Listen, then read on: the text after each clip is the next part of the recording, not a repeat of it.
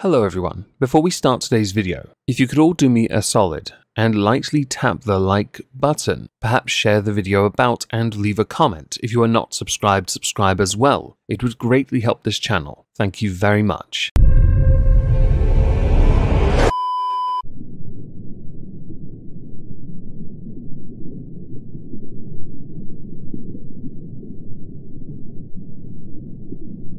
Well, isn't this just fantastic? Captain's Log, Subject 220916.3. With the past 7 days being a resounding win as a creator, it is time for me to take a well-earned break in the Lovecraft. I've decided for this break I'm going to take Bork's brain as I want to see how much pressure it can take in the ocean. I'm such a good boss. Hello everyone, welcome to this week's Stripped Back at Twitter, or Twat. Today we're going to start with a tweet from Radio Genova. Vegans paying homage to the fallen at the meat counter.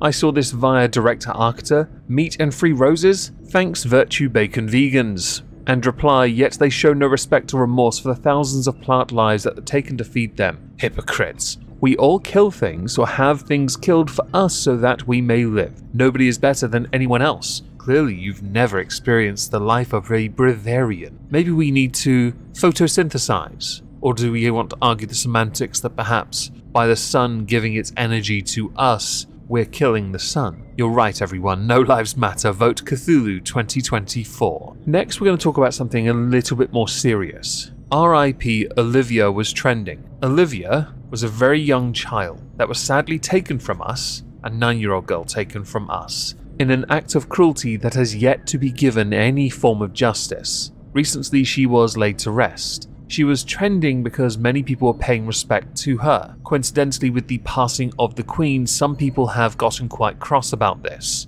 This individual here, a 9-year-old girl, will be laid to rest today after being shot needlessly in Liverpool. That's who everyone should be mourning. That's who your tears, yours tears even, should be for. Not a 96-year-old who lived a whole life and a very privileged one at that. R.I.P. Olivia, Fly High Angel. The vast majority of the replies before they were turned off centered around how you didn't seem to understand the concept that we can mourn both. So I did retweet this with, I don't mean this as a dig at you, I promise. But you can mourn both. You do not need to unleash your anger on one because of the injustice of the other. Sadly, when it comes to people on many formats of social media, you will see the more reactionary and reactive, impulsive and frank, which leads to in turn illogical responses. Some people really do need to take a breath and a moment and realize these are not the same circumstance. It is a false equivalence from the offset. But we as a country can mourn the passing of both Queen Elizabeth II.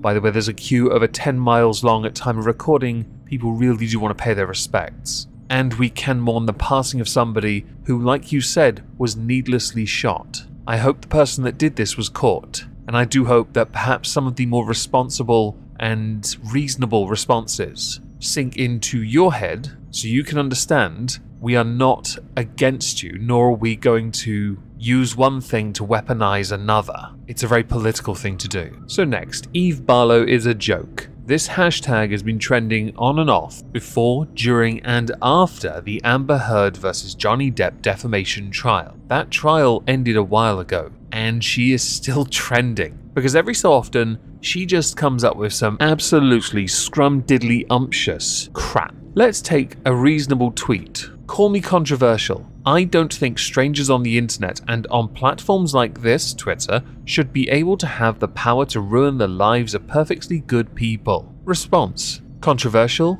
Grow the F up, Evie. Strangers on the internet have no power. None. Not an iota unless it's been handed over willingly in a plea for validation. Is this the voice of an empowered, informed and articulate woman of today? Or how about, also that's why they had to televise the trial, coordinate a huge PR smear campaign, refuse to sequester the jurors and pay for an independent medical examination to determine that A had bipolar disorder? Justice my ass. Any excuse at this point, but I'm going to go with the more recent one. By the way, the first one about the controversial strangers on the internet thing, unless I'm mistaken, hasn't Keffals been weaponizing the entire internet to take down an entire platform, all because they've outed Keffals for being a really shitty person? Granted, they've said it in a unsavory manner, and one person did do one thing that's a bit too far, you should know better at this point. But the bulk of the actual points were valid. One of the main problems Eve Barlow has on Twitter is that Eve Barlow puts out tweets that seem to intentionally run counter to the court of public opinion. Eve Barlow believes that Eve Barlow is, well, an authority on literally everything. And that's because she's a journalist, everyone. A Zionist, feminist, and of course Scottish. So don't have any Scottish notes in a shop, she'll actually appear to you when they challenge legal tender. It's quite irritating. The point is, you have intentionally chosen sides in arguments that have been debunked. You have shown yourself to be incredibly narrow-minded, aggressive, arrogant, entitled, and as a consequence people have dogpiled you. If you knew how to internet, you would know better than this. And if someone says I'm now victim blaming, Eve Barlow is not a victim. It is certainly not that. Eve Barlow is a shitty person, and shitty people get consequences for shitty actions. Next we go to Chunk Yuga of the Young Turks. Will people who came up with the defund the police slogan admit they were wrong? It was wildly counterproductive framing. You don't speak for the left, and neither do people pushing the counterproductive abolish prisons. Polls show that almost no one on the left agrees with you. You can't claim to speak for the left if polls indicate that actual human beings who are on the left don't like your ideas. And if they like your ideas but you bungled it by making your ideas sound worse through the names and the framing, then that is on you. Do better. If anyone has followed the Young Turks, say from 2016 to now, you will have seen them fall down a rather dark pit where they allowed people like this. They encouraged it on their channel to exist by enabling it, claiming it to be the right thing for the country as a whole. It is not my job as an Englishman to determine whether or not it was productive to have these rather, toxic elements at the forefront being championed by mainstream media, which led to others to go underground who were counter to that, who in turn lashed out. The moment Joe Biden was sworn in as president though, Cenk decided to take his more, let's say, tolerating of these extreme beliefs and go, right, we've used you, we've won, let's now go back to where we should be more comfortable, claiming to be progressive, but at the same time saying, you know what, none of this is actually progressive at all, so can we not? And those that are on the left that preach defund the police are as much a part of the left as anyone else. Their voices are just as valid. It is a part of an idea that has existed for a few years now, and you are going to be hard-pressed to stand up against it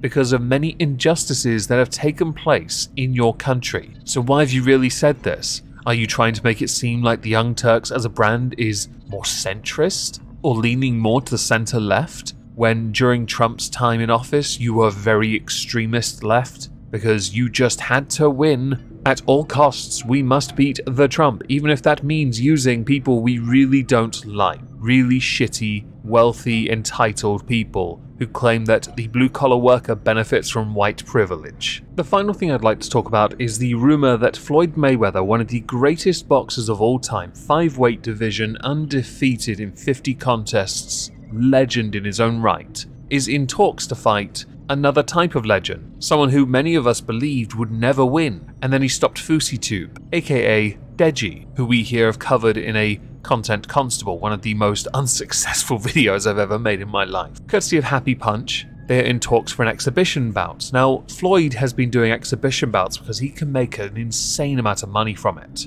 And he really has been making a lot of money. His star power is, while dwindling, still pulling in big numbers. He is quite the philanthropist, and he is doing his bit, quite frankly, to make as much money as possible for as long as he can. The man knows how to make money. Carvos retweeted Happy Punch, who had tweeted out this in talks post with, I really don't understand why this is happening. Deji just had his first win. Surely he would want to build off that momentum rather than get toyed around by Mayweather. Would much rather see him fight McBroom or another influencer. This is boring. He doesn't need to fight McBroom because KSI knocked him out. But you do raise a point. Deji does need a bit more, of a winning streak on his side, something that would aid his legitimacy in this exhibition bout. Exhibition bouts, there are no winners though, so it wouldn't really matter. Floyd would toy with him, and we all know this. And it would be nice to see Deji win a few more fights first. But Floyd also knows if there's money to be made, he's going to take it against whoever he can get it against. Underneath though,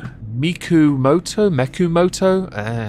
I don't recall you saying any of this when Logan fought Floyd and he hadn't won a single fight beforehand. Carvos replied, Logan versus Floyd was the first one, and Logan had a huge size advantage, so it made it slightly intriguing, excluding the fact that Floyd Mayweather held him up and you could hear Logan begging to be held up. Has Floyd paid him yet? I'm sick of Mayweather exhibitions at this point, and Deji isn't a challenge at all. I don't really find them to be a problem, to be honest. Mayweather can make his money. The man likes money, he likes spending it. Probably has a massive tax bill to pay. Mikumoto, whatever your bloody name is, underneath replied, Deji isn't a challenge? Come on, man. You've got to be lying at this point. Deji ain't some bum, and he's advanced technically and skillfully so much since his previous fight. I think you're looking past the possibilities here because this could skyrocket Deji to top 3 influencer boxers. Are you mental? Deji has no stamina. He still doesn't. Deji knows how to sparingly throw a punch, but you're forgetting who he is up against. If this even happens, it's Floyd Mayweather. Floyd now will happily stand there and take hits because it's an exhibition bout and no one's hit him hard enough to bother him. The last time I saw anyone hit him hard enough to actually bother him was Shane Mosley. That was a long time ago, and it was one punch, and Shane couldn't finish the job. He really couldn't. He knew he hurt him though, even Floyd has to admit that. Deji doesn't stand a chance in this, but again it is just an exhibition bout, so it doesn't really matter too much. But I know that Floyd is smart enough to use influencers because they themselves carry a lot of weight with money. I'd like to see him go up against someone like Jake Paul and knock his fucking teeth out. But you know what? I don't think Floyd would want to be anywhere near him again after he took his hat last time.